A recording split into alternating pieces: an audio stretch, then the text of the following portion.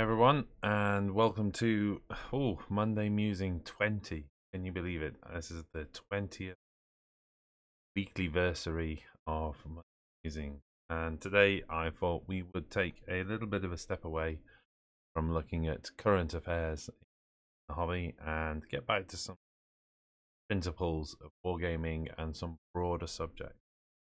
So, the question that I get asked a lot in chats is, how do I get started in it? So I thought, what a brilliant place to start. I love my airbrushes, I love airbrushing, and I figured I'd spend a little bit of time on that, trying to answer that question. So we'll see. What's occurred to me as I was preparing content for tonight was it's huge subject. So we're going to cover the basic principle, start of the getting started, but I'm not going to go into too much detail.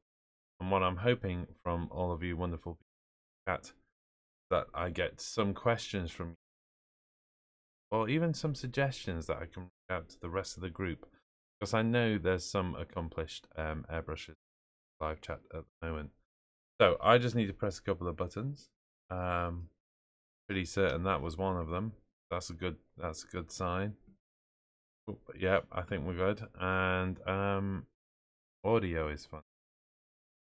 Oh, please don't tell me the audio is funny again, because that's the twice I've had that complaint. Does the audio genuinely sound funny? Can someone let me know? And also, while I'm saying hello, let's have a scroll up and down and see what people are. The audio cutting. Oh, disaster. I wonder if there's something going wrong with my technology. I could try unplugging. Last time this happened, I unplugged my microphone and plugged it back in, and that fixed it. I really want to try that on a live chat. Audio is fine, in my opinion. Okay, I'll tell you what I'm going to do. I'm going to risk moving the mic a little bit closer and see if that helps. Can you people, wonderful people, hear me okay? I'm hoping so. Audio is fine, It's cutting a bit. It could be my stream, it might be other people's stream. It has been cutting from time to time, but seems to be fixed now. It's cutting a tad. Audio is fine here. Let's push on, and you wonderful people can tell me whether I've completely messed up and ruined the audio, but if not, we'll see where we get last time. Audio seems to be cutting now and again. I don't know what to do.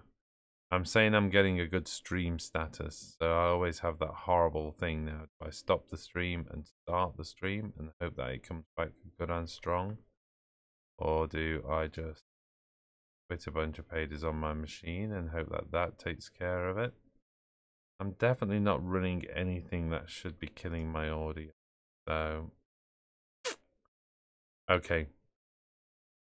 Let's push on. Let's push on and see what happens. I'll tell you what, while we jump into that, I have something I can possibly do. So let's all get back to airbrushing. Okay, right, let's catch up on who's in the chat. I hate it when technology goes wrong. You completely lose your swing on. So Ralph is in the chat. Reaper28 Grim, hello both of you. Furious George was in there, and Marty Milligan. Right from minute one, you people were there keeping me company as I was setting up. So I did get a little bit distracted. Hey job. I am disappearing off camera. I'm wondering if I've got a fan heater going just to attempt to keep me warm. I'm going to turn it off and see how long I last. I wonder if the heater is having some. Okay, Marty's got some questions about airbrushing black. Can I come back to that, Marty, and please remind me, is that okay? Because we're going to go into this general principle things, and then we'll talk a little bit about technique. Keep an eye on time. We've got a full show ahead of us, so I'm not too concerned at this stage.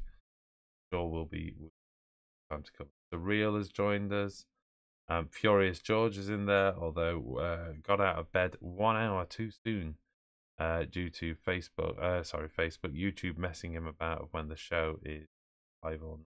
Apologies. I don't think it's anything we're doing in the settings. We've got our time zone set YouTube and everything, so it should be giving people correct time. But as I said, Coleman's in, Derpimus Maximus is in there saying hello to everybody. Who else have we got in the chat? Wow, in a lot of chat. Neil Malden has joined us. Alt Boys is in the chat as well. Homish, hey, how you doing? Elster Nation's joining us, saying good evening. I've caught the like bits of Elster Nation's shows. I keep missing the whole lot. I've had a pretty busy week, and in fact, the last week and a half has been. So I keep catching bits of people's shows, but I'm trying to dip in and out, and then I'm doing like catch up when I'm laid half asleep in bed as well. Liam's in there. Hey Liam, how are you doing? We still need to arrange that airbrushing session, dude. Maybe you're around this weekend. If you can get to the house. We're pretty snowed in at the moment. Who else have we got? Jim Wilson joining the chat, saying hello, fellow wargamers. And right, Chapter Master Valrak. Hey, Chapter Master, how you doing, man? Good show the other day. Well, all your shows are good, to be honest.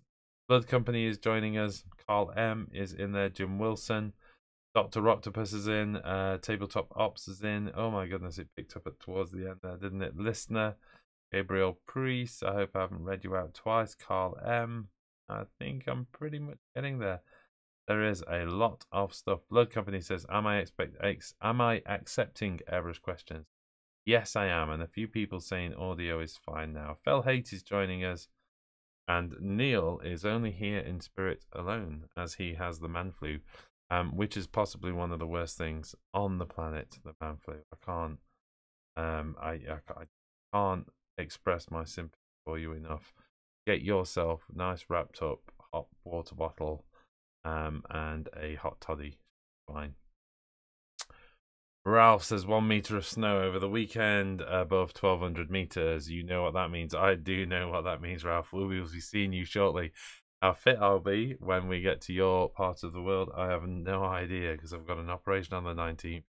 I've just finished signing all the paperwork that says, yeah, I'll do it without anesthetic, because sounds like fun. So who knows how I'll be, but should be. Let's hope I'll be fine. I tell you what, we are 7 minutes into the show, which isn't bad for me to have caught up through the chat. Here I am in the heart of the Mechanicus underworld, hoping to talk a little bit about airbrushing. So let's see if we can do this. What I'm going to do is, no, you haven't, Reaper, you've not missed anything yet. What I'm going to do is spend, I don't know, 20 minutes or 20 maybe, talking a little bit about some of the general principles. Add your questions into the chat.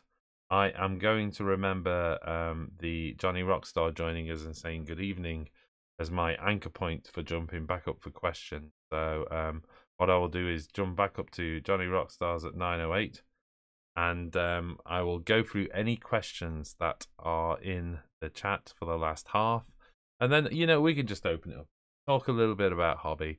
I've been having a real faff around kind of weekend. Had a game against Jack. There's loads of things we can catch up on, and I can talk a little bit. I've got my airbrushes with me here as well, so we can talk a little bit about the setup of those and the different parts and what they do. But that's not really what today is about. But that's okay. Let's get into this, how to get started. Now, let's say I've no idea whether this technology is going to work, so let's give it a go. There you go. It looks like we're working. How to get started with airbrushing. That's the subject of today's chat, Monday Musing. And I've given this a lot of thought and tried to break it down into some general principles and considerations. Because, like I say, this is my attempt to answer the questions that come through from the through Facebook, through the forum, and all the rest. And what I'm going to do, by the way, is I'm going to drop this this deck onto the forum as well. But I'm also expanding this content into a bunch of blog postings that will go onto the forum. So it will form a bit of a series, and this was just a live search because I don't want to keep coming back to airbrushing like every second musing. There's lots. I've wrote a big list of questions I want to muse over the next coming Mondays, and we'll talk a little bit more about show structure at the end. So without further ado, considerations. So So how do you get started? Well, there's a few things you need to consider. What painting skill level are you? That's a pretty important one. If you are just starting out in model painting, then airbrushing, I hate to say it, is going to be a bit of a challenge. But you do need to understand paint, and you need to understand paint properties. You need to understand a little bit about color theory. You need to be able to handle a model and understand how highlights work and shading works and those kind of things. Why do you need to do all of those things? If you want to get satisfactory results out of an airbrush and not feel like you've wasted a bunch of money, then I think you need to get a bit of practice in. Can you do them side by side? Can you start airbrushing and hand painting at the same time? Yeah, sure, why not? But be realistic.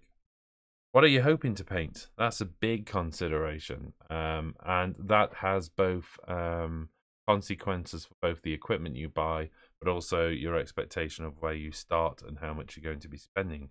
And then finally, without further ado, bending off to put the heating back on because -5 in this room, so hopefully this doesn't interrupt the show too much, but it's just too cold. I've got to have that heating on. What is your budget is a big factor, and lots of people come to me for advice on technical equipment. I used to build PCs back in all those kind of things, and although I've got a reputation for being a bit of a Mac boy, I do know how to build a PC from scratch. So I've always ended up being the go-to person for family and friends in terms of, I'm thinking of buying a laptop, what shall I buy? And the first question I ask is, how much have you got to spend? And inevitably the response always is, well, how much do I need to spend to get a good machine? And then you're into a whole bunch of other questions like, well, what constitutes as good? So we're backwards and forwards. We really do need to start with a budget, and you need to think about what your budget is. I want to jump into some of those individually, though. Skill level, why does it have an impact? I think first is you need to start with realistic expectations over what you're going to achieve. I think a lot of people pick up an airbrush. Airbrushing has a reputation of being easy, particularly by people who don't do airbrushing. So they look at an army that's been predominantly airbrushed and say that's easy. It's not easy as such, it's quick. And what I mean by that is you can get some fast results with airbrushing, but it doesn't necessarily make it any easy. There's a lot that can go wrong when you're airbrushing. You can get the wrong pressure, you can get the wrong paint mix, you can paint too close to the model, too far away from the model, you can make it dusty. You can completely blast the model with 18 inches thick of paint. You can do all of the things that you can do basically with a hand brush. So no, airbrushing isn't easy. You can get fast results with it. And I think that's how it gets a bit of a reputation. We'll see. Skill level also informs the starting point. If you're an accomplished model painter, and you know it's your thing, you like painting, you enjoy painting, you want to do more painting, then maybe it's less of a risk to spend a bit more money at the start. But I'm a big fan of not being in the fisherman's world a tackle tart. No point buying the most expensive brush you can afford right from day one, unless you've got a good idea that it's going to be something you want to do more of. Why is it important, all of that? Well, it saves you from wasting money, really. That's the important third point. I see a lot of people, you start at the wrong point. Hey, I want to paint models, so I'll go out and buy the most expensive brushes and all you do is ruin those brushes because, if you pick up a set of Winsor & Newton and you've never painted a model in your life, chances are within the first 2 or 3 painting sessions, you're going to have trashed those. So it does help you, it does save you money in terms of hitting the right level. Next up is what are you painting? What do you intend to do with the airbrush is just as important, just as it would inform a hand brush. Are you going to be painting scenery and terrain? Is this about base coating? Is it detail work? Are you going to be working on vehicles? Are you going to be working on infantry? So again, an important steer into where your starting point is. If you were going to be painting scenery, you're not going to come back with the artificial brush from the Games Workshop store, are you? No, the GW chap is going to tell you to buy the big scenery. Just as important to give that consideration at the start. But go back to my first point about being realistic about your skill level. If you want to paint infantry with an airbrush, so you think I need to spend a lot of money on a super fine airbrush, when you've got no experience of airbrushing, you're going to get probably disappointing results to start with. Budget. What's your minimum buy-in, really? And I talk a little bit about this later. I think there is a minimum buy-in for you to get any indication of what you can achieve with airbrushing. Just below that point, you're kind of setting yourself up for a fall. We'll talk a little bit about that. Can you afford a one-off cost, or can you invest money over time? I talk about a kind of step-by-step approach to airbrushing later. But you know, you've got that minimum buy-in. Are you super confident that airbrushing is your thing? In which case, you could go out there and do all of this in one go. Most importantly, what can you afford? And that's always an interesting one. I spent recently £300 on a compressor. It was about £300. It was a bit less, and it's a good compressor. It's a 15-litre external tank. It's an absolute dream to airbrush with. The thing is super silent. It only fires up every 3 hours. It's just amazing. And someone went to me, £300. I don't, you know, as in it was a ridiculous amount of money to spend on a compressor. And I know for a fact they're walking around with Forge World models way more expensive than that. So it's one of those things, you know. I dare say the guilty hobbyists are in there. If you're looking at, say, £80 for an airbrush starter set, and you raise your eyebrows and goes, "That's expensive," well, just count how many Wraith Knights you've got on your table or something like that, and think, could I have had one less Wraith Knight, or you know, 2 less tanks, and be in a position to be able to do a lot more painting. Okay. I think the other thing is probably another kind of consideration is the equipment. It's not just the airbrush, because that's always the question. What airbrush should I get? Well, what airbrush you should get depends on what you want to do with it. Talked a little bit about that, but it also depends on the kind of air supply it's going to receive. You've got to consider paints, the ventilation, mass. That's just about looking after your health and your lungs and all the rest. And then you need to think about how you're going to look after the models when you're painting them as well. And the reason those last 4 are in red is because nobody ever thinks about them. Everybody thinks about the first 2 and probably the first 1. So, you know, what airbrush do I need? I'm immediately into, well, where are you at with paints? What paints have you got? Because if you're just going to take your standard paints and start thinning, that's going to have an impact on the results you achieve. The results you achieve are going to have an impact on whether you think airbrushing is for you or not. So the question, what airbrush? Just looking at that, as far as the airbrush is concerned, well, there's a whole bunch going off here, but really there's 3 things. There's the type of feed, the way the paint gets into the brush. There's the mix, how it mixes the paint and the air. And then there's the action, whether the trigger is dual, single, or just a simple trigger. And I could go into the detail of all of those things. You know, the difference between gravity and gravity just means the paint falls down into the brush. So classically, if I can hold this up, that's a gravity-fed airbrush. The paint is simply drops down by gravity.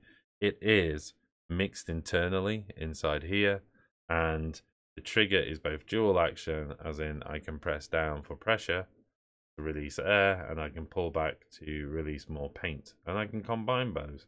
So I can pull back for more paint, but less pressure, and those kind of things. And in that example I've just given you is indeed the answer. The reality is there is only one type of brush for model painting, and there's a little variation. But ideally, you're looking at gravity-fed, a dual action brush with an internal mix, and that's the type of airbrush you want. I think that I'd say there's one if you like, exception to the rule. For scenery painting, you could go with a siphon feed, and that's why it pulls it up from the bottle below. I'd still recommend dual action, so you've got control. I would still recommend an internal mix airbrush. So the reality is the only thing that's changing is the feed. Why is it important to change the feed? Well, these airbrushes only contain so much paint in their little cups. And if you take something like the Sotar 2020, it's even less in its tiny little cup. If you want to paint scenery, then you need larger quantities of paint, and the siphon feed enables you to essentially attach a bottle at the bottom of the airbrush. So they're pretty ideal. And you could even buy multiples of the bottles. So if you're doing multiple colors, you can just swap colors by swapping the bottle over. So there's a, like I say, there's a exception to the rule, but I would still suggest that, you know, generally for model painting, you want to think about the gravity feed, dual action. They've got the most range, what you want to do. The next thing to consider then is air supply. You've got 3 options really. Compressor. Pro for that is it's always ready. You switch it on at the plug, you're off. The con is the cost. It's more expensive than any of the other options. You've got the compressed canisters. You know, the pro of that is the cost. You know, it's 1 can at a time. It's also the con, because over the long term, it gets expensive, and that should say long term, not short term twice, but you get my point. Yeah. You can have hundreds and hundreds of cans, and even worse, run out of a canister in the middle of a job. And there is options like car tire adapters where you can pump a spare car tire up, and you put your pressure valve, you put your air hose on there, and it pumps air through. I mean, to be honest, you know, it's cheap because it's just an adapter for the valve, especially if you've got a spare tire. It's really hard work and extremely terrible. And I think the reality is there again, like the airbrush to a degree, there's only one answer in type, and that's the compressor. You get that consistent airflow, and I do say that's with a tank, because if you haven't got a tank, you get pulsing airflow, and that's a real no-no. That stops you from doing decent work, right from straight one. The canisters, they're just madness. I can't state it any other way. They'll just drive you crazy one way or another. The air gets cold, the air gets hot, the pressure fluctuates wildly. Yeah, just don't, basically. The car tire adapter, well, it stinks for a starter. Everything smells like the inside of a rubber inner tube. And it's, again, it's not a practical result, really. It really isn't. So I think there is, as I mentioned before, that minimum buy-in. And the compressor's more than just that consistent airflow with the tank. You get good quality air, and that's with a water trap. And what I mean by that is you need dry air. You don't want water coming into the brush with the air, because that then instantly dilutes the paint that's going through and changes the paint. So you need to give that. As far as running costs, the running cost itself is fairly little with a compressor once you're up and running. I mean, that's the whole thing. You just have to turn it on at the plug, and it definitely, under any circumstance, doesn't require a foot pump. As I've said, you can use the cans, you can use the car tire adapters, and I have done in the past. I've used all of them. I'm just saying, I think realistically, if you're looking at a starting point for the cost of a fairly decent sized model, you can get yourself a compressor, which we'll talk about in a little bit. That air supply, the answer to the air supply then. So I talked about a compressor with a tank. What do I mean by that? Basically, there's a machine that compresses the air, that pumps the air, and on the left-hand side there, you see the type that simply just pumps the air through a water trap, which is good. That's what that little thing on the end there is, with the dial and the pressure gauge. So that's both a pressure controller and a water trap. That's cool. But the problem is it's coming straight out of the pump. So any pulsing of the pump as it runs, you will get that pulsing coming through the airflow. So if you want a nice smooth line or a nice smooth gradient, you're not going to get that. You're going to get little round pop, pop, pop, pop, pop. And each time that happens, you see an extra rush of paint. So on the right-hand side there, there's an example of a compressor on top of a 2-litre tank, which means, you know, you could probably, you know, put about 60, I think it runs about £60 per square inch into the tank on those little things. And then if you're airbrushing between 30 and £10 per square inch, you know, you've got a bit of time before it runs to fill up again, but inevitably it will keep filling, you know, that up. Either way, a much better starting point than a compressor without a tank. So, what would I recommend? Well, it's back to those early principles. What painting skill level are you? What are you hoping to paint, and what is your budget? And I think a good place is start by buying the compressor first. It seems counterintuitive, and it's the opposite question that I get most. which is what airbrush should I buy? I think it's more a question of what air supply should I buy?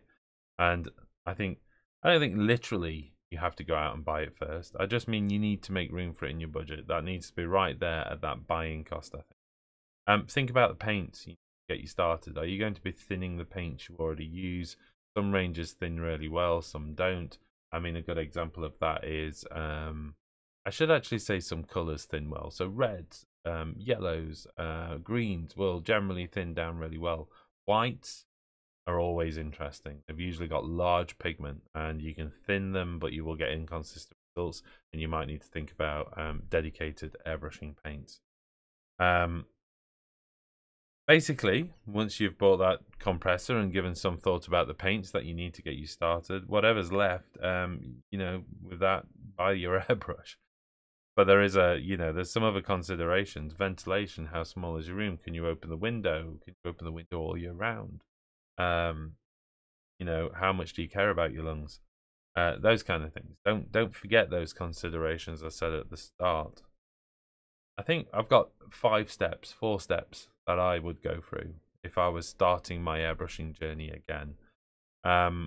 Step 1, get better than your kit and upgrade. So, you know, when I wanted to get into road riding, I was a mountain biker. And when I wanted to get into road riding, the first thing I wanted to do is go out and buy the most expensive road bike I could afford, without any idea knowing whether I'd actually enjoy road riding. I mean, as it happened, I did. But so I went out. I didn't buy a super basic bike because I didn't want it to affect my opinion of road riding. I didn't want to think this is rubbish because I was riding around on a bike that weighed half a ton. So I went for a low to mid-range bike.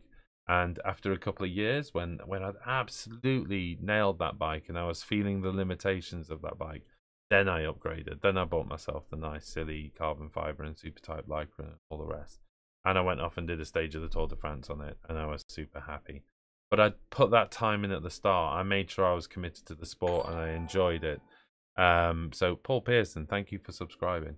I put the time in at the beginning. I made sure I was enjoying it, and I made sure it was something I wanted to keep doing. So there you go. Get better than your kit and then upgrade.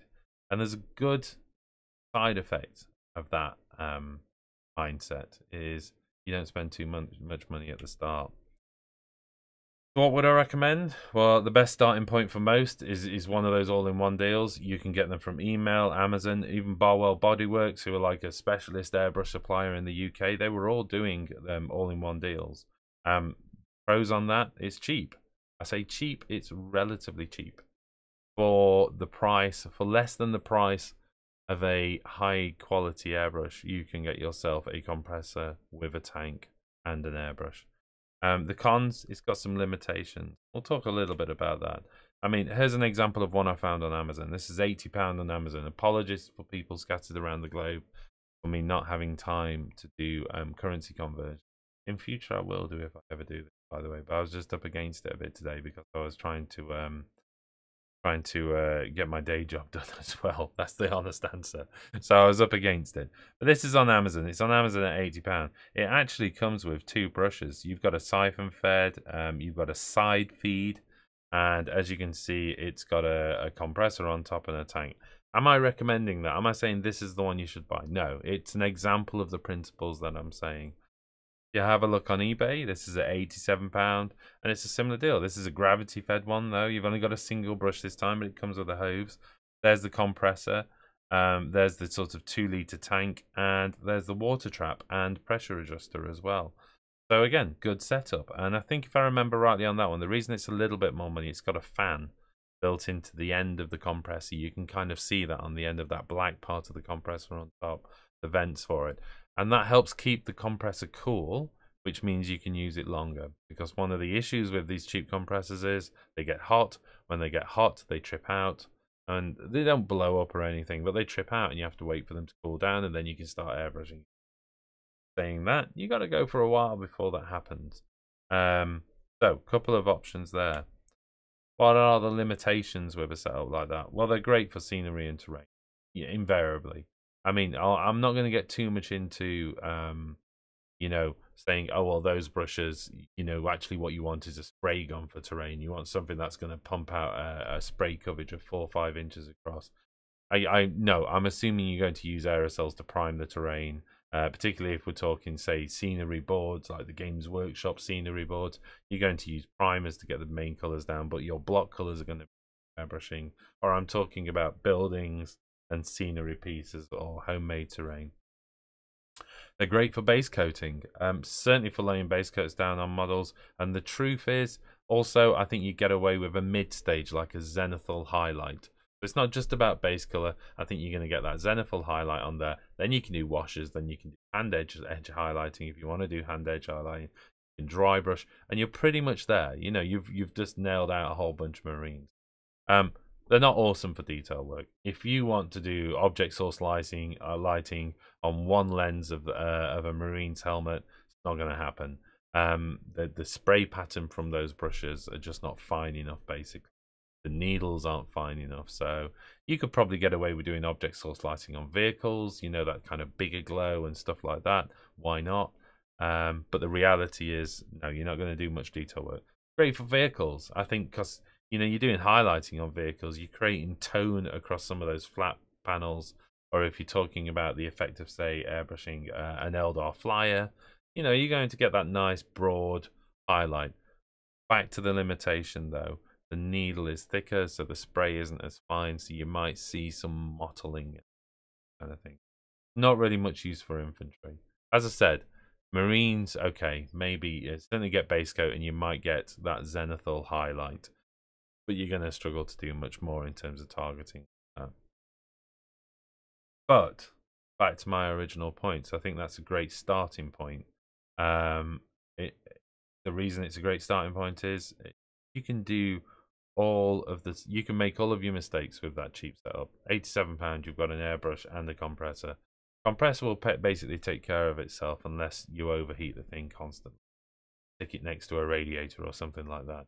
But the airbrush in itself, you're going to be able to drop it, break it, block it, and the parts are going to be super cheap to replace. You're going to find those needles, you'll find the replacement nozzles. You make all of the terrible mistakes that you don't really want to be making with a brush that costs you in excess of. Step 2, just a reminder, the one that everything forgets. Think about the boring stuff. What do I mean by the boring stuff? Well, if you're getting into airbrushing, if it's something you really enjoy doing, what are you doing to your health? What are you doing to your lungs? You know, definitely if you're waking up in the morning and you're coughing up your guts into the sink and it looks like retributed gold, you've gone too far. That's not good. You need to be thinking about you've either 1, caught a disease from Midas himself, or 2, you are not ventilating the room when you're airbrushing your custodians. How are you handling your models?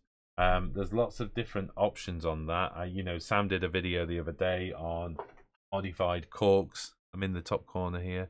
Have I gone fuzzy throughout the whole thing? How long have I been fuzzy for? I've looked across and I'm really fuzzy. Anyway, modified corks. You know, they're a good way of gripping each one individually as you airbrush it. I'm going to see if I can fix that fuzz out. Nobody told me about the fuzz. Maybe they did. Maybe they did. And it's just gone terrible. Let's have a look at what we can do with that. Oh. Well, I don't know whether I can be bothered. Oh, I'm back. I'm back and I'm in focus. I don't know what happened there. Apologies. Right. Okay then. So how are you handling your models? There's lots of little tools and little rods and little things you can buy to help when you're holding the airbrush. Turntables for when you're doing vehicles. Just give that some consideration, because when you're airbrushing, you're putting a fine coat of paint on. Invariably, it doesn't dry that fast. And if you've got your grubby hands all over it, who knows? Who knows? What you're going to do again is ruin the lovely paint job you're doing.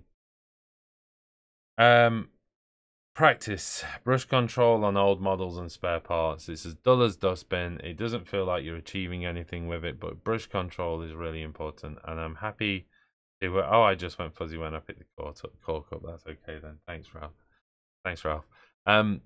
So yeah, practice, practice, practice. Spare models, old models, junk models, bits left over on sprues. Just before you say, I want to paint my Tyranids in this way, take one of the spare legs from the Hive Tyrant and give it a go. And practice your colour scheme then. Like I say, dull as dustbin, but it's important. How much does it cost to look after your health? Well, here's a spray booth that's on eBay at £90. I've seen them cheaper. I've seen them for around £65.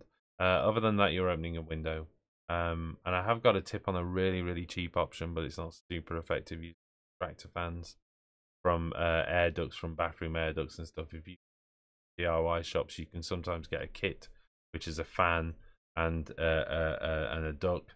And you have to just put a plug on the end, and then you need to just make a spray booth out of a bit of foam board or something like that. So you can do it cheaper. You could, I think the cheapest you could probably do it for is about £20. Give it some consideration, certainly. I've gone a little bit further than that. I've got one of those spray booths or very similar to it. I've converted it a little bit. I've added my own LED lighting on the inside, so I get a bit of backlight on everything I'm working on. But it's all good. Right, step 3. This is where it starts getting fun. Get a better airbrush. So when you're feeling confident, you're getting good results. You know how to handle a hairbrush now. You understand paint and how to thin the paint. You understand how to put coats on and drying times and those kind of things. And you've made all the daft mistakes where you've broken needles and snapped nozzles and poked something inside to unblock it and ruined your airbrush in one fell swoop. You've done all of that to your terribly cheap airbrush. And you're feeling a bit confident, and you've got to the point where you're better than your kit now, and you're thinking, I want to do tiny highlights on the back of someone's hand. Then it's time to get yourself a better airbrush. I think the reality is you need to be thinking budget-wise between £80 and £120. Yes, you can spend more. Yes, you can spend a little bit less. But it's kind of an average. People always say, what airbrush should I get? Again, dangerous territory. I've shown you 3 airbrushes. All of them are Badger. So there's Badger, Iwata, Pash, Harden, Steinbeck, and I'm sure people on the chat can kind of talk about their personal preference. And I think this is the point: is it gets personal. I think the airbrush choice. I think it's very hard to find somebody who's truly objective around which airbrush you should get. It's a bit like Canon and Nikon. What you grow up with is what you get used to. You know, Iwata do some amazing brushes. Apparently, I tried one. I just didn't get on with it. But I know they do good brushes because I've seen people do great results with them. Same with Harder Steinbeck as well, or Steinbeck. They do some great stuff. But for me, I can kind of pick almost any Badger up, and it feels so familiar, and it behaves in a familiar way, and I just understand it straight away. So that's what I go with. What are the pros of that? Well, you get much better results, or I should at least say the brush is capable of much better results. But there is a con. It's delicate equipment. One slip of the hand with a Sotar 2020, and if you are using the little tiny cap, I'm worried about upsetting my camera now. The cap with no guard on it whatsoever, because you're doing the super fine work. Even just, and what I'm about to demonstrate is okay. Even just brushing your hand over the edge of there bends the needle. But I've been smart, and I've pulled my needle back into the body of the brush, so it's not in use. But even so, that's a super fine nozzle, very, very easy to damage. So do be careful. It can be delicate things. But even then, there are limitations to these high-end brushes. They're not great for scenery and terrain. You know, the spray pattern on that Sotar 2020, lucky to get it above an inch wide. So if you've got you know, a 5-inch wide road to airbrush, you're going to be there a while. Base coating, yes, some of them have got the range to do base coating. But the reality is, you know, I always think if you've spent a lot of money on an airbrush, the less paint you put through it, the better. So if you're using it to just blast a base coating on it, then I think you're kind of you know, missing the point. I have to say though, my base coating, and even to be honest, my workhorse brush is the Patriot 105. That's what I use, and it will do everything from base coating to certainly that mid-level work. It's only when I get into the fine work and I really want to do stuff that I'll go either to the Velocity or the Sotar. And it's great for infantry, you know, and good for vehicles, like I say though. But if it's a big vehicle, it'll take you a while with some of the brushes to coat them down. The good news is, if you followed the route that I've described, you've already got a low-end brush. You've got a low-end brush that's great at scenery and terrain and good for base coating and great for slapping down a few colours on vehicles. So if you've got your high-end brush, which is great for detail work, pretty good at doing the fine work on details and solid work on infantry, then that's great. You've got these two wonderfully complementary brushes. I have to say that's how I started. And then for a long time, this was my high-end brush, the Velocity. And eventually I burnt my little cheapy £63 airbrush out and let it go, and then you know, I moved on to that. So arguably, yeah, that's still an expensive brush, but I like my airbrushing now, so I don't mind committing a bit of money to it. Step 4, and the final bit really before we jump into the chat, and I said I'd be about half an hour on this, so that's pretty good going, is practice, practice, practice, practice, practice, practice, practice. That is the most important step. Just keep practicing. I hope you found that useful. I mean, I want to go through the chat now, and for the next 20-25 minutes, we'll cover questions on airbrushing, and I'll answer anything that you've flagged up. But I think it, you know, you can see that in even just answering the basic principle of how do I get started on airbrushing. We've had a half-hour chat where I've talked through some of the considerations. So it's not easy to just go out and say, buy this brush. Doesn't always work, but get the idea of what I was trying to do there, and hopefully you found that a little bit useful. Let's jump back to the chat. I'm going to move some technology around because I've finished with that technology now, and it scared the heebie-jeebies about me. I've got so much technology on the desk at the moment, so let's move that out of the way. And now I'm more back to life and back to reality. I feel a bit better now. As long as I'm not holding my mouse upside down, which is the next challenge.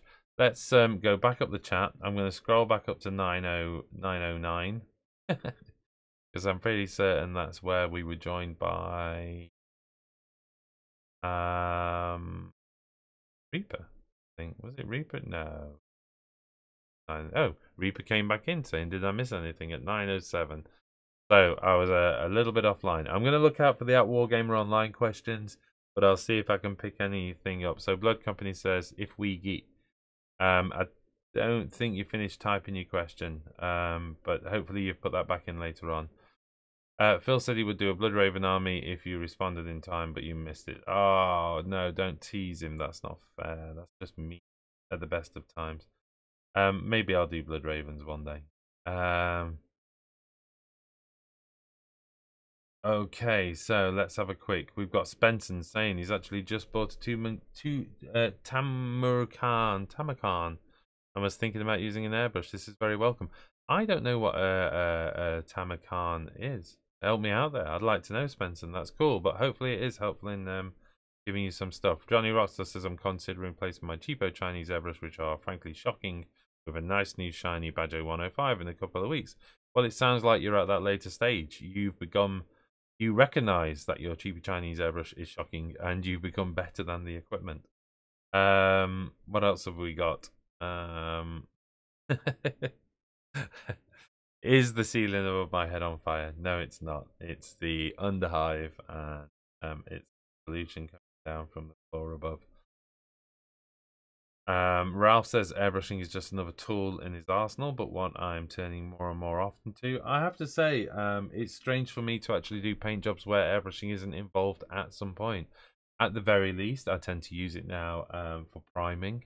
If I'm not doing, sometimes I'll do the base black canister prime, but definitely the zenithal highlight or any kind of pre-shading will be done with the Badger. Let's hope this isn't going to mess up. Isn't going to mess the thing up. So that it would, most of my work nowadays gets a mid coat of that, and that will get me started on pre-shading on some of them as well. So even if I'm then going immediately over to hand brush for everything, at the very least the 105 has put some primer down on it. Right, what else have we got? Surreal says he used to airbrush shirts for tourists on the beach. You know what? I salute you, because there's a lot of pressure on those things. I've seen some of the guys doing that work. and you really do have to get that stuff out at a serious pace. Derpimus Maximus says, thing is, I do not want to paint a whole model with an airbrush, but there are places in which they can be really useful. I agree. I don't think I've done anything which is exclusively airbrush. I've always, even my Sylvaneth, which, you know what, in principle, I probably could have got away with never picking up a hand brush. I did a mid-coat and an edge highlight onto my Sylvaneth off, and I'm talking troop. So never mind about then going into some of the characters and picking a little bit more out with those. But I agree. I don't think you can do everything with the airbrush unless you're super uber skilled. Surreal, your compressor and regulators are more important than the brush itself. Well, excellent. Glad you agree. You're reinforcing my point. I actually use 2 regulators and 2 water traps. I've got one on the compressor itself, then the length of hose into a second water trap and a pressure adjuster. The pressure coming out of the compressor is set at 30 psi because I never go any higher than 30 psi. And then on the second water trap, the pressure gauge, I actually upgraded it. So I've got a much finer scale that goes between 0 and 30.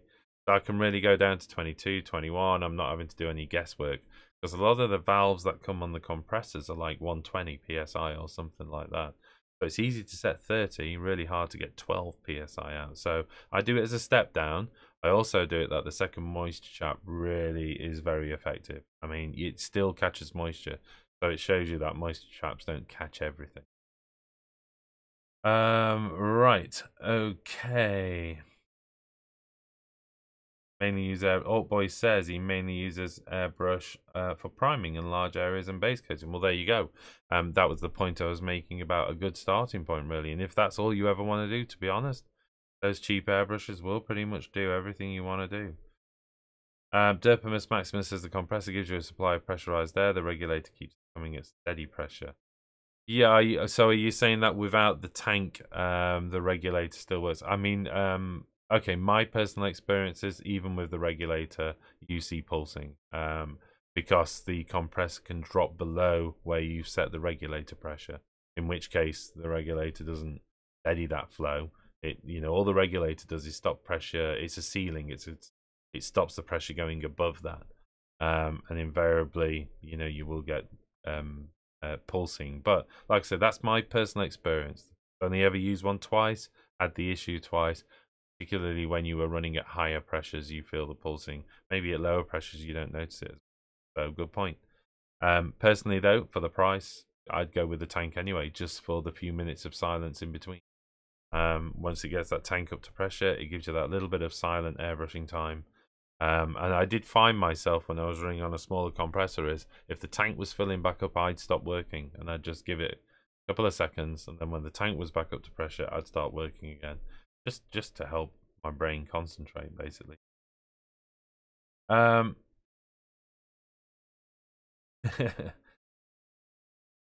me see. Some questions. Furious George says, does the temperature of the room affect anything, i.e. differences if airbrushing summer and winter? Absolutely. Humidity and temperature is everything to a degree, just like it is with using the canisters. If the room is hot, your paint will dry faster as it leaves the brush, so you need to use slowing agents to stop it from drying. So, and generally all of the manufacturers will do some form of drying retarder. So if it's incredibly hot, you do need to put the drying retarders in to slow it down. If it's cold, it's not going to dry as fast on the model either, and sometimes you need that to happen. Otherwise, what will happen is the paint will run, it will pool and run on the model. So if it's really cold, you need to be making sure you're feeding a bit of air in between the paint. So you need to be backing the paint off, feeding it air, backing the paint back on again.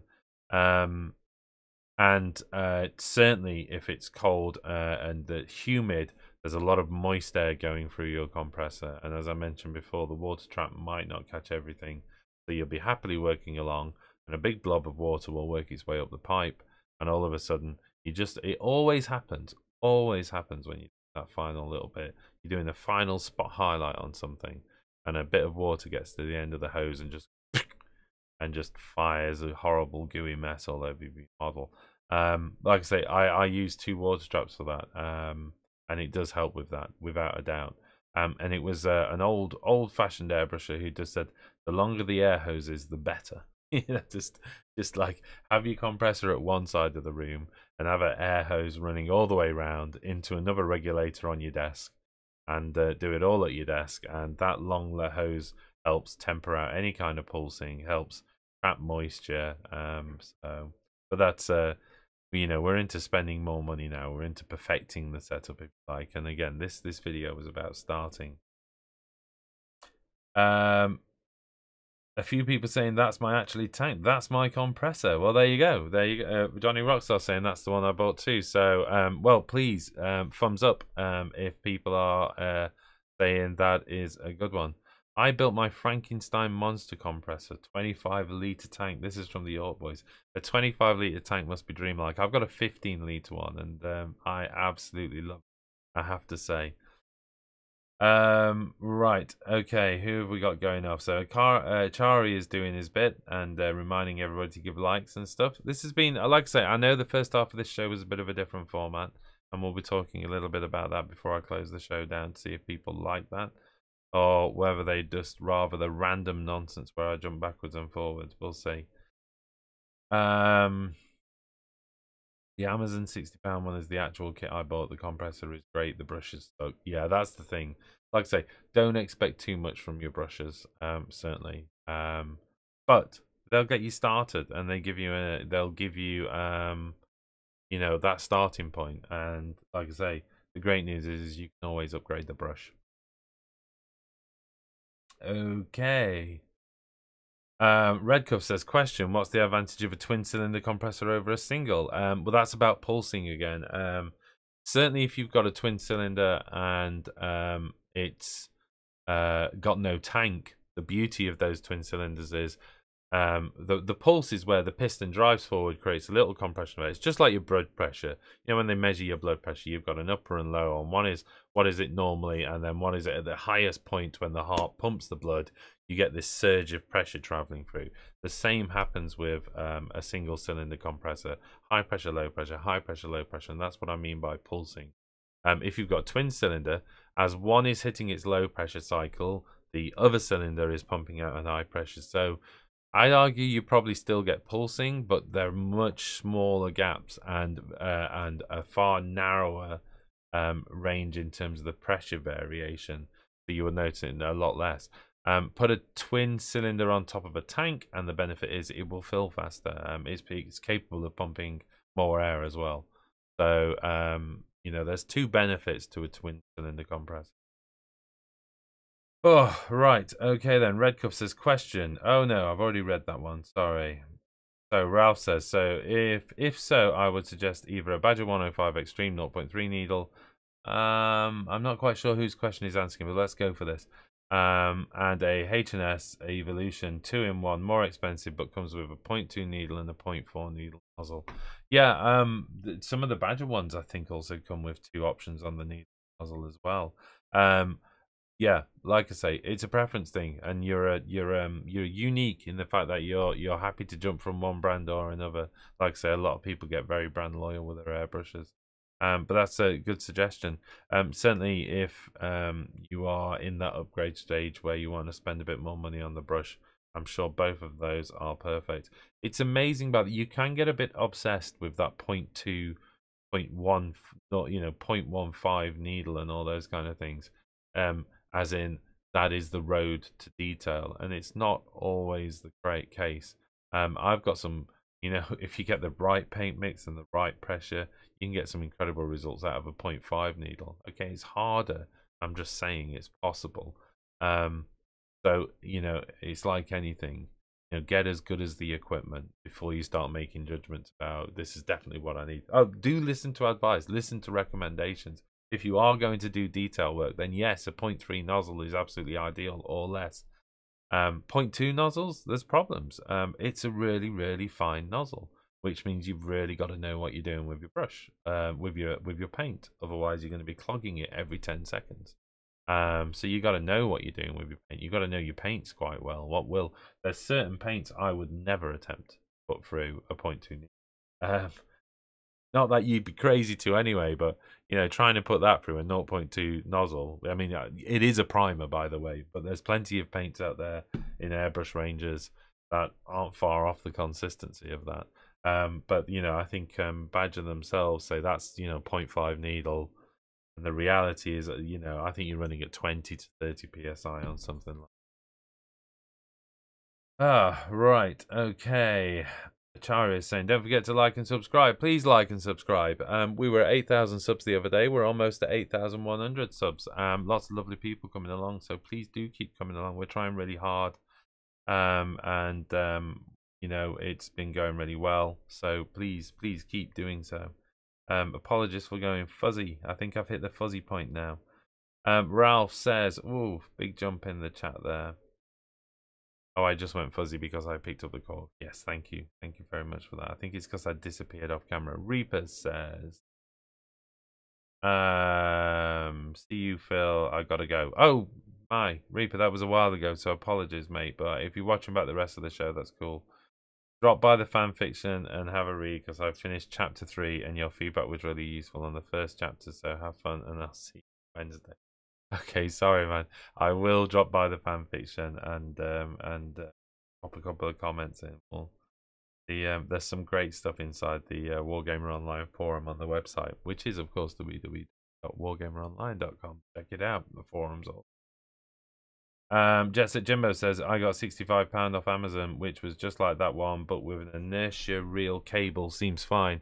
Is that so the cable goes back into the device? Yeah, I had one of those, and in fact, that's what I've chopped and butchered and converted. The cable stopped going back in after about 10 minutes, but it doesn't matter. I've got it permanently set up. But that's good. Blood Company said alligator clips are a necessity for me when I airbrush. I leave a little sprue on the model, clip onto it, and have a full range of spray with no fingerprint. Perfect. Good tip. Alligator clips. Really cheap way of holding the model. How do you stand it up afterwards? Mind you, I suppose you can kind of just, oh, actually, you can fold the arms up a little bit and leave it down. So yeah, good idea. Good idea. Alt Boys says, Iwata Eclipse for me. Carl M just donated £20. Thank you very much, Carl. That's brilliant. I've been I was out you know, shopping for some materials for the Christmas special, so that's definitely gonna help anyway. Thank you very much. That's well appreciated. Where are we? Sorry. Other than thanking Carl M, of course. £65 off Amazon. I think I've called that. We've covered the alligator clips. Oh, we were talking about the Alt Boys saying the Iwata Eclipse for me. There you go. Like I say, everybody definitely has that brush they love. For me, I'd say the brush I absolutely love is my Sotar 2020. I've got a thing for this. By the way, it's not my most favored brush. My favorite brush, one my granddad bought me when I was a wee child. So, or at least gave me the money to buy. So that's my favorite airbrush by a long way. But I never use it. It's too precious to me to actually. I'm thinking of putting in a glass case actually. Okay then. Scott's saying sorry he's late, no problem at all. Scott, that's fine. Blood Company says I'm painting Imperial Bastions with a desert theme. Any suggestion for getting a variance covers while keeping it realistic? So variance in colors while keeping it realistic. Well, I mean, there's two things. You can either treat it from a weathering point of view, and that's when you can actually. I talked a little bit earlier about, you know, understanding the paint a little bit. If you have it quite warm and you pull the brush back, it will create a dusty feel because the paint will dry kind of just before it hits the model or immediately after it hits the model, which creates a dusty texture. So I know it sounds daft, but you could go for a sandy colored paint and almost use it for weathering and keep the brush at a distance and, you know, experiment on a bit of card first. And it will be difficult in winter to get away with this, but if it's nice and warm in the room you work into, you can actually get that sort of grainy texture look. It's a great way of doing sand weather. You can have it where it's blown up the sides and that kind of thing. In terms of variation on the actual bastions themselves, you know, don't just think about airbrushing as working up tonally from bottom to top. I mean, this is one of the things I talked about with Sam when he first had a go at it. A lot of people start at the darkest and work up to the lightest. I think sometimes it works really well when you go back down again. So on some of the larger models and scenery, put shadow back in afterwards. So you'll start off with a base color, you'll do your mid-tones, and you will do your highlights, and you may do a bit of masking to get edges, sharp edges, and those kind of things. But then go back in with a bit of a wash or something like that. You've got to be super careful with this though, because washes can run like crazy. But there's things like ghost tints for the Badger range, and there are others. Bear in mind, ghost tints are glossy. You have to think about that. You have to tone them back down again. But you can put non-oil in an airbrush. You can put Agrat's Earthshade in an airbrush, and as long as you're careful, not too much paint flowing through with the air, you can put shade back onto the models, create tone, and it makes a massive difference. Makes a massive difference to work shadow back in. And you know what? If it all goes wrong, then get the mid color back on and come back up again.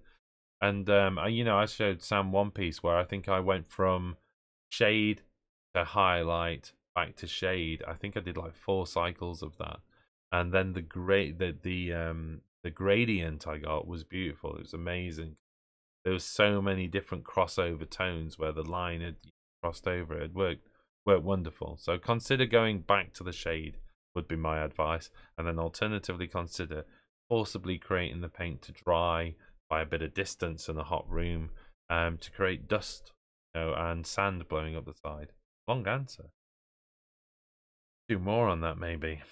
As I've said, this is a getting started on airbrushing, and I've started to talk a little bit about different techniques, about almost using what some people would consider as a mistake out the brush as something you intentionally wanting to do. The rule of thumb is not to allow your paint to dry before it hits the model, but like I say, knowing that happens, it's a technique. Shari is telling people to check out the website and the new forum. Do it. We put a lot of work into making that thing, so the more people that go to it, be brilliant. Carl M says, amazingly useful, Phil. Thanks tons for this intro. That's cool, Carl. Thank you very much, and thank you for your donation, man. Much appreciated. Ralph says, any opinion on Grex? You know what? I listed Grex originally as one of the options that you could buy brushes on, and then I realized I didn't really know much about them, so I didn't want to put it in my presentation and then it become law that they're a good brush to try out. So I've answered your question really. I don't know enough about them. I've never tried them. I know that they do get good recommendation, but as I said, because I don't know much about them, I didn't list them in the brands you could go for. Elster Nation says, Phil, do you fancy doing an airbrush demonstration show with me at some point? Yeah, definitely. That would be a cool thing. That would be a really cool thing. We're set up here with dual cam as well, so maybe Elston, you could come down for the night if you could get away, and we could do a sort of side-by-side dual show. I'd love to do that. We could just do like a simulcast to both channels or something mental like that. That would be awesome. Hoxton says, when doing smooth transitions, do you base coat with a darker color and add, let's say, whites depending on the color for each pass? How does that work? If you want smooth transitions, pre-shading is really important. I think and you can do pre-shading just with the priming stage. So even your dark tone that goes on, providing you don't put it on over thick, has already got gradation in, because it's really dark where it's going over the black, and it's lighter where it's going over the white. I wouldn't just add white to any color to kind of bring up your mid-tone. You need to think, if you're going from dark green, to find a mid-green and a light green. The Citadel Paint app is brilliant for talking you through at least colors to get good highlighting. So you don't have to use Citadel paints, but the app itself will at least give you an idea of how to work through, from a dark green to a yellowy green, or a white, to a pale green, and what impact that would have. But yes, I would start dark and then work up to the lighter colors. But as I mentioned earlier, sometimes I do work my way back down. If I'm not happy that I've lost some of the shadows, I will get I'll get the Sotar going. I will get a quite a very low pressure, and then the thickest the paint can be that works at that pressure. So I thin it down, but not too much, and then I'll get back in there with the shadows just to try and make those work.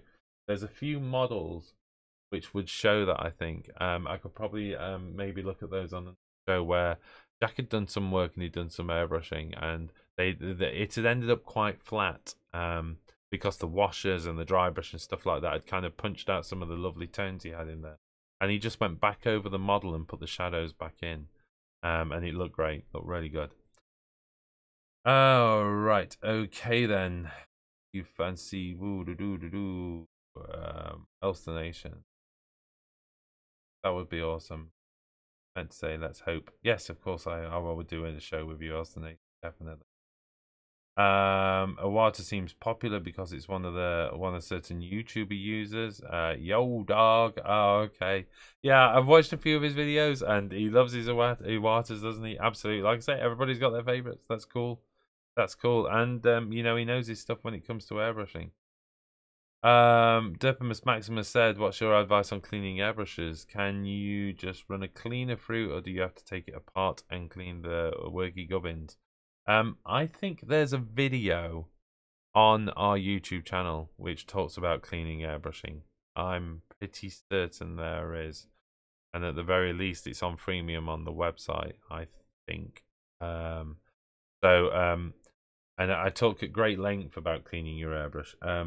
Advice on cleaning it. What I said was, if you're using it on a regular basis, then you definitely don't need to do the strip down every single time. Definitely not.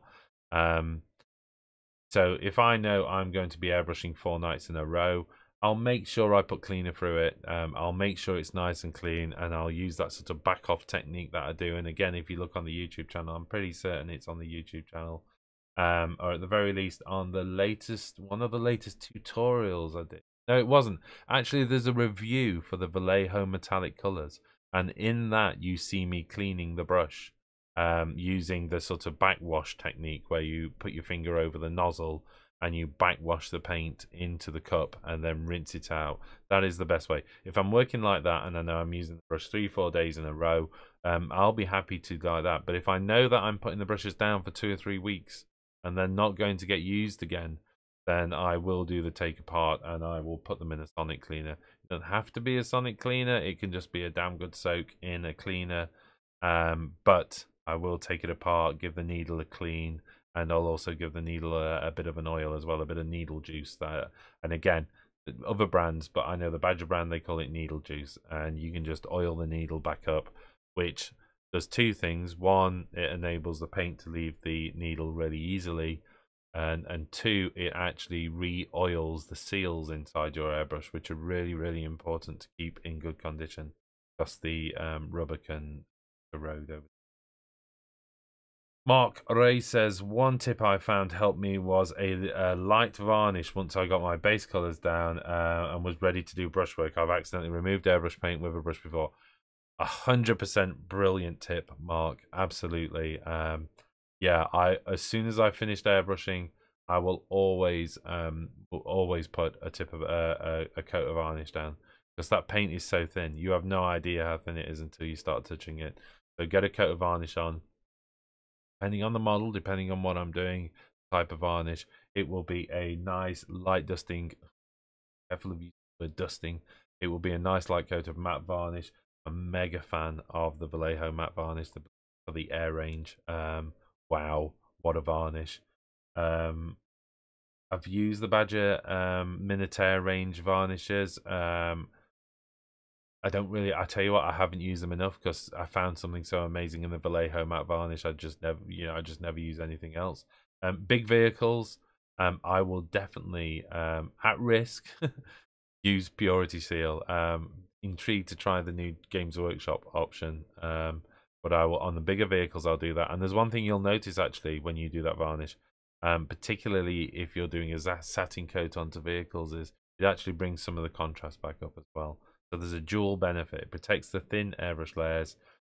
Satin varnish will also enable you to do washes into recesses. So if you're really into your Eldar and you've got those little panel recesses, then it's so much easier if there's a coat of Purity Seal down that you drop your wash into that recess, and if it goes over the edge, you can just get a little Q-tip or a earbud and just wipe off the excess. And it also helps the capillary action of the wash run down all those little joining panels and stuff like that. Wow, talking a lot. How are we doing for time? I'm already over time. Right. Okay. So great tip, Mark. Thank you very much. Does Phil need his on a plaque at Warhammer World? Doesn't Phil need his name on a plaque at Warhammer World? I'd love my name on a plaque, but I think I'd need to earn it, wouldn't I? Martin's has got a run. Oh, Marty Milligan has got a run. Thank you very much for joining us, Marty. I'll be going soon as well. My back's not been brilliant this week. Quite a bit of pain as well. And I don't know how much I'm going to function. And I need to get better because come Friday, Patrick is coming over to join us, and I'm pretty excited about Patrick's trip. We're going up to Warhammer World on Sunday, the 17th, I think, and we've got tables booked for enough people. So join us at Warhammer World if you're nice and local or can make the trip and you can get there safely. I think the snow will be gone by then. But Patrick's going to be here all weekend. I'm so excited about that trip. It's going to be amazing. I can't wait to meet him in person. We're going to do a Monday Musing show together. We may even do something special on the Saturday night. I don't know. I think it's Rachel's birthday on the Sunday, so I think Sam's spending time with Rachel on the Sunday, if I'm right on that. No, wait, that's the Monday. He's spending time with Rachel. But so Sunday, Warhammer World, whole bunch of stuff. It's going to be brilliant. So check out stuff over the weekend as well. C. Mawson says, great video, Phil. I've not used my airbrush much yet. Cheap Chinese one. I just used base coats on vehicles. It was very informative. Well, I'm glad it's helped out. So, that's good. Hoxton says some solid advice. Blood Company says, can glazers go through a brush without killing it? If you're talking about acrylic glazers, absolutely. Do be careful. And what I mean by that is you very quickly want to follow that through with a cleaner, not just water. The ghost tints, for instance, the ghost tints form a weird film on your airbrush. So you drop the water in and it doesn't dilute, it just creates this weird little film. And if you try and take that through the airbrush as part of the cleaning process, that's really bad. You can blog your needle with it, which is why I always use that reverse out technique. I'm going to have to check whether that cleaning your airbrush is on the YouTube channel. I'm pretty certain it is. Apologies if it's not. Apologies if it's a premium video. If it is a premium video, I will consider putting it on as a freemium video so people have access to it. So those in the know, give me a message if they can't find it on YouTube, and I will move it over from premium to freemium so anybody who's seen this show can have a look at that. So the quick answer is yes. Be careful and be ready to clean, particularly if you're talking the ghost tint. If you're talking the Citadel range, I've had no problems at all with glazers going through or washers going through. Anything else you need to really say what brand you think? Furious George says, I'm getting a lot of mileage out of my subscription. Broken ribs means I'm spending a lot of time resting and not moving. Well, that's good news, Furious George. You work through that backlog of videos. There's some great stuff on there, and we're trying to add more and more. I filmed a bat report with Jack this week. Well, we finished it tonight. It only went 4 turns, and I'm not going to say which way it went. It was between Death Guard and Eldar, and it was just butchery. Certainly for the first 3 turns, it was horrific. There was some real damage done on both sides, so it was good fun. Ralph says he takes his airbrush apart every 2 weeks, gives it a thorough clean. If not, he basically rinses it out with water and some airbrush cleaner or pure isopropanol. I am a little bit worried about pure isopropanol because I think it can kind of make a mess of your seals, and I don't know whether that's just hogwash or whether there's any truth in that whatsoever. But we've all got our little weirdies, haven't we? And that's mine. I'm like, not sure about. I've used isopropanol as a thinner, and again, it scared me a little bit. So, but you know, what can I say? I think it's brilliant for cleaning the metal parts. I have to say, I have soaked needles in isopropanol. I've soaked nozzles in isopropanol. I just don't pass it through the brush because I know there's all little rubber seals on stuff. That doesn't mean Ralph's advice is bad at all. It's just that's what he does. This is what I do, and like I say, we're all gonna get slight variations on stuff. Okay then, Surreal. Just let Sam varnish your models. I'm sure they won't get cloudy. Oh, Sam hates that spray. I'm so glad they've changed it. My ghost tints never seemed to dry. Not sure if I was doing something wrong. Not at all. Ghost tints don't set.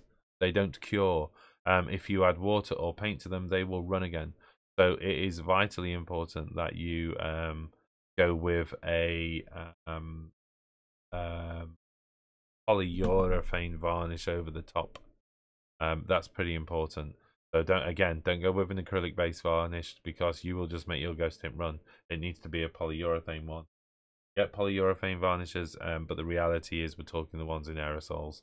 You can get them to go through airbrush, I'm just saying. Again, if you're getting like this is acrylic polyurethane, which means it's a self-leveling compound. It's got very different properties to just acrylic brush, but the carrying medium is acrylic. But the paint itself is polyurethane. You can get polyurethane varnish as you pass through airbrushes, but like I say, they've got an acrylic carrier. That acrylic carrier will make your ghost tints go wet again and make them run. You need to get a spirit-based carrier polyurethane varnish. In other words, Purity Seal or the new GW1 or Tester's Dull Coat or something like that, and give it a coat on top before you start hand painting on top of them, because they will just and I don't know the term for it, but they will, if you add water to dry ghost tints, they just go wet again. And I don't know what the scientific term is for that. Wettiness maximus, something like that. Ralph says, without any doubt whatsoever, isopropanol does not damage your seals. Well, there you go. You've heard it from Ralph Hummel himself, and I'm sure he knows what he's talking about. And I don't know why. I believe that. So, you know what? That's fine. I'm going to start putting it through my airbrush then. Better be right. Is isopropanol okay on resin for paint stripping? I'm not even going to answer that. I've got an opinion, but it's probably going to be wrong. Right, okay, well, listen, I'm going to call it a night at that. I'm pretty tired, and I'm in a chunk of pain, and I'm getting closer and closer to my operation, which is good news. I just want to remind everyone, we've put a whole bunch of work into Wargamer Online at the moment. We've launched the hub, where you can see Elster Nation's work, and Chapter Master Valrak and Katetsu and the Wargamer, which all adds to a whole bunch of extra content on the actual website itself. We've launched the forum, where, you know, if you go along to that, then you see a whole bunch of stuff, what the members are up to, what they're posting about. There we are. Thank you very much, Ralph, for reminding people that there is a Monday Musing.